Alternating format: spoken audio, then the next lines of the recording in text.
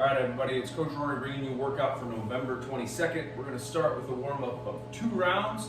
Make sure we're kind of easing into this. These are all 3 movements that we could rush through, but remember, paying attention to quality on the warm-up. So we're going to start with 6 lunges with your elbow to the floor. So what I'm going to do is step out long with my left leg, try to touch that elbow to my ankle or elbow to the floor, and I'm going to stand up, right? What that looks like from the side, good long lunge, elbow to the floor. If I need to modify this movement, maybe I don't go so low in my lunge, I could go that elbow to that knee, really focusing on stretching out through the glute and the groin area.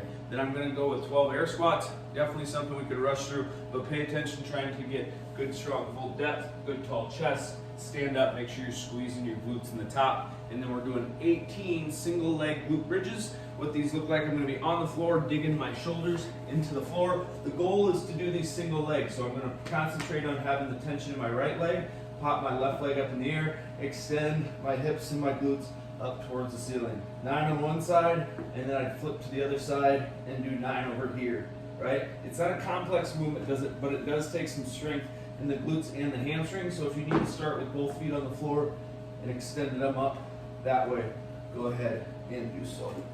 All right, so the warm-up, that is the warm-up. Moving on to the conditioning part for the day.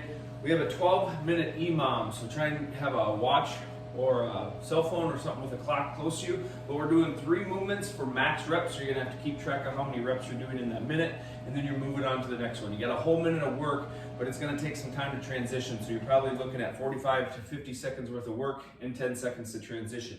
Movement number 1 is max jumping jacks, making sure we're just getting tall and long in that jumping jacks. So I'd go 45, 50 seconds there.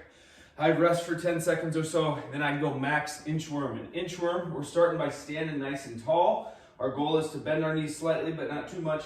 We're gonna touch those feet to the floor, hands to the floor, walk ourselves out to a high plank position, and walk ourselves back nice and tall there. All right, the purpose of an inchworm is to really work out the back part or posterior part of your body. That's the glutes, that's the hamstrings, and the lower and the mid back. It's not so much something that you want to rush to, but we are going for max reps on those.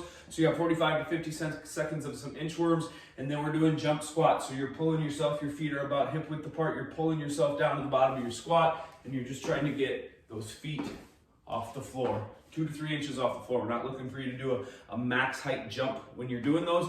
If jumping isn't happening for you, let's change them up to basic air squats for that 45 to 50 seconds, and then that 4th minute is rest, okay? And your score is going to be, you're gonna have 3 rounds to score, right? And your score is gonna be your jumping jacks plus your inchworms plus your jumping squats for round 1, for round 2, and for round 3, which will give you a big total score. Have fun.